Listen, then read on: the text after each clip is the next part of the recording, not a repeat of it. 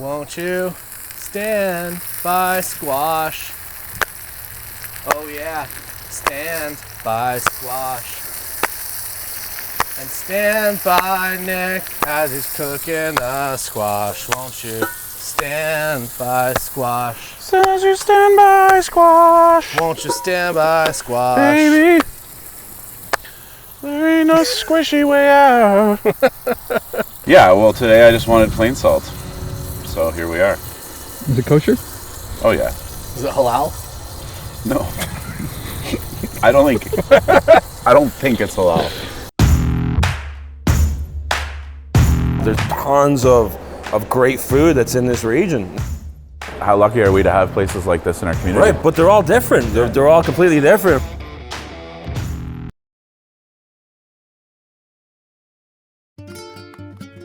We're at Rare Charitable Grounds today, which is a beautiful sort of nature reserve out here in Blair that has everything from walking trails to community gardens to 50 butterflies? 50 at least. 54 butterflies, I think they quoted. There's some real cool gardens over here that donate all to the Cambridge Food Bank. They do thousands and thousands of pounds a year. Andrew Judge, who's a professor at Conestoga College, has been given the opportunity to do an Indigenous garden here. So he's doing some methods that are traditional and some that are just part of his awareness of sort of Indigenous people and studies. He's going to grow species that are native to Canada. So there's a combination of sort of functionality to this garden and then a lot of sort of cultural importance as well. So we're going to learn more about that when he gets here. We're here a bit early. We're going to steal a couple of vegetables out of the patch there and start cooking something up so that hopefully when they get here we'll be able to share something with them and learn more about this really cool project. And Taylor brought chips. It's your business. I brought the chips. Is there a secret to hunting a squash? Well, you don't want to be really loud. Okay. You want to keep it down. And no, I don't know the secrets to hunting squash. Don't fall in any of the squash traps. Stay out of these deep straw pits. These straw pits are like for irrigation. So they allow water to get trapped between the gardens. So the gardens are where Tim is standing. And then in between them all are these channels where they have hay. And then there's a couple other layers of different compounds down there. And it just captures the water and keeps it in between, which is pretty cool. One of the things we'll be serving today, so what I'll get you to do, Taylor, soon, is to go around and forage us some of this wood sorrel and just give that a eat. Check out how tart it is. Well, you eat the whole green part. Tastes like nature. It's got like a sour acidity to it. So we're gonna garnish our squash with that. That's pretty good. So I have found our squash herd. They're over Herd here. of squash. Interestingly, because of the really weird summer we've had, he's got them flowering again. Oh, I hunted it. So we have a squash. Nick and Taylor make a hunting food show. That's gonna make it really Can't bad. touch it like that. You can't hold it like that. That's not a good thumbnail. At least it's not an eggplant.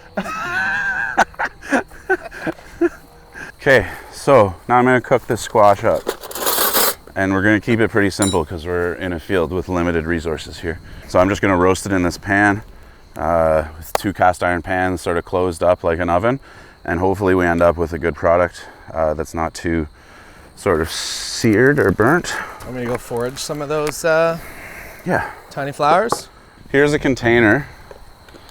You're probably better off amongst the garden where you can see it better. If I find any truffles, do you want me to bring those back or? Truffles? Yeah. Yeah, totally. Okay. What else? If you find any rare mushrooms, bring them back. Pizza pops? If there's any out there, highly unlikely. Pizza pops aren't organic. Oh, Nick and Taylor make a mess. I'm gonna score the flesh a little bit, just so it'll cook evenly for me. This is just plain old butter, as high fat as the government will let us, and some salt. And I think that's about all I'm gonna put on this right now. The wind really took that salt. Yeah, the wind is effing with my salting abilities. And like I said, I'm hoping that we just get like an oven thing going on in there, that this pan gets nice and hot too. And we should have enough heat to cook those things through. and they'll caramelize really nicely on the bottom, so we'll actually get some pretty good like roasted squash kind of flavor. Set it and forget it. Let's go pick some wood sorrel. Let's go help Taylor forage. I wish I would have brought a pizza pop. To pretend to find. Is this it? That's a sunflower. Oh, that's a good find right there. Yeah, I came on a good patch here. Stand by the squash. Won't you stand by squash? I do like the idea of foraging within a very specific limit. It's a lot less intimidating. No anxiety knowing that like everything is just here. And also the longer that I keep talking to the camera, the more Nick's just gonna do, and he's gonna fill this up. So, what more do you wanna know? I was born in Cambridge, Ontario, Cambridge Memorial Hospital. Lived in Preston for a little while, moved to Hespeler when I was 2 or 3. Then when I was 19, I moved to Waterloo. It's the abridged version of my life. We almost done over there? What?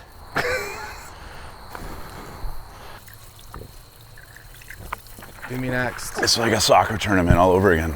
I haven't done this since I was like a kid. Yeah. This is challenging. Whoa. Also, which way does this go? It's doing what I want it to do. That does look really good. I'm usually not a squash fan. It's gonna be good. I'm gonna put it on a chip, a corn chip, and I got this really good, it's like a cayenne oil, maple syrup sort of vinaigrette that will drizzle on it, and then your harvested wood sorrel. Whoa, there's water in there now. For a little acidity on a crunchy chip. I think it's gonna be a pretty good snack, to be honest with you. I think I'm gonna flip these squashes over now.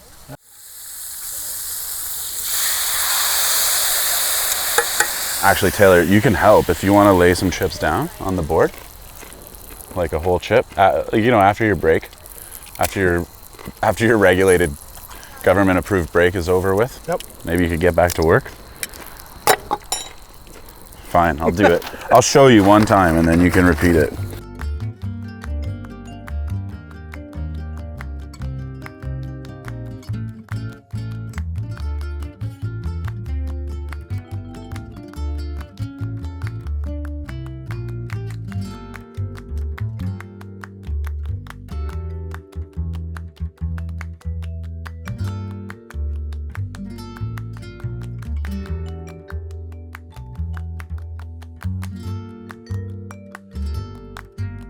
We started this project on June 11th.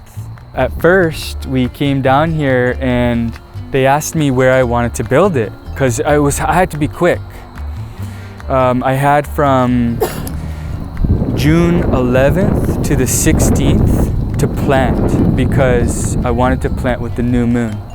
And when you plant the things that come up out of the ground, you want to plant with the new moon. And when you plant things that go down, like carrots and beets, you want to plant with the full moon because that's the energy that's pulling down after the full moon and the energy pulling up. So these are the teachings that I have and have been learning this for the last 8 years under the guidance of many different people, many amazing elders and land practitioners. Why don't we come in to the space, and I like to go through the lodge because I don't know, it just feels good.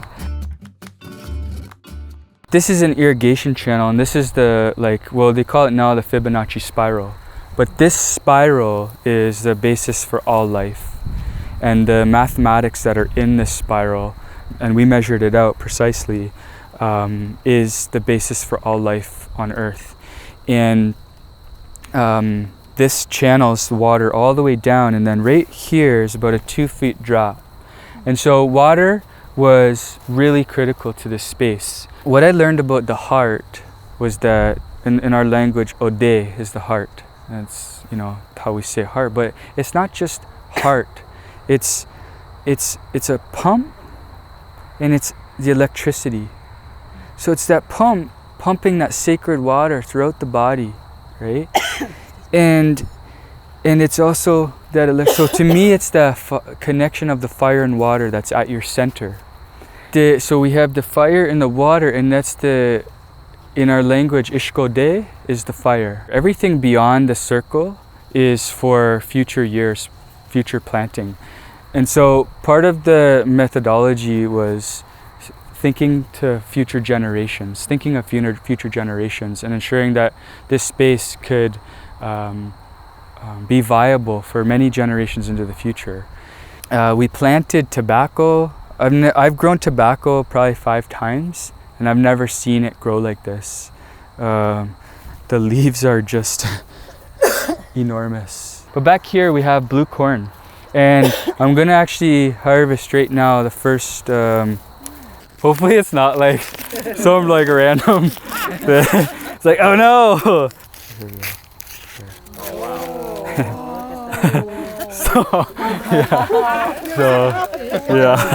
Yeah.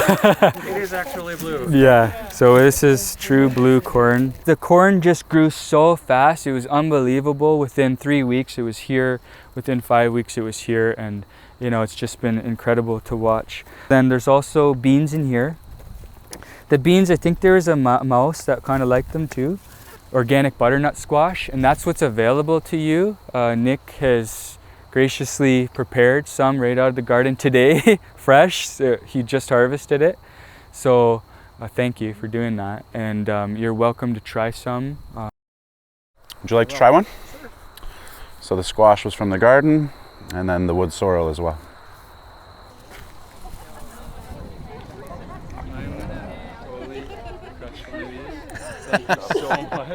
Do you guys want some? What can you tell me about Rare? We're standing in this beautiful garden, but there's got to be more to it than this. So Rare is a nonprofit organization. We're actually a research institute, and we were founded in 2001. We work in 3 tiers, so that's conservation, education, and research. Yeah. So conservation, for that tier, we have over 900 acres that we work to steward. The researchers that we have at Rare, and they go out onto the property and they assess what kind of species are there, species at risk, so that we know how special this land is and why we need to protect it. Awesome. For education, we have something in the summertime, and it's called Eco Camp. So we take students out on the land between ages 6 and 12, and we teach them how to be good stewards of the environment as well. Cool. So the gardens is just one small part of everything that we do here. Right. Andrew's garden takes up just a little part of it. We also have over 110 community garden plots. That's for the community to rent out and enjoy.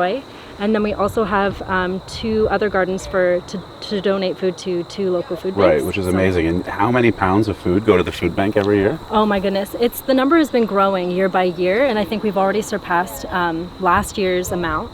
I don't know the exact amount, but it's in the thousands. It is in the thousands, so we're amazing. doing pretty well. Yeah, super cool. Well, we're really happy to be here, and I think the community's lucky to have you, and then people like Andrew get a chance to do things like this. So if you're of able body and you feel like you want to contribute to something like this, there's lots of work to do. We have big goals for the future, and it's not for a certain group or excluding those people, or this is for everybody. And so when you make a contribution to Rare, it supports not only the development of these community gardens and Minjimendan and Indigenous food systems, but it supports the conservation of land, which is rare today. No pun intended. But we're so lucky. We have 900 acres here, and why can't we have 900 more? You know, why can't we not only conserve this land, but transform it to produce food for people?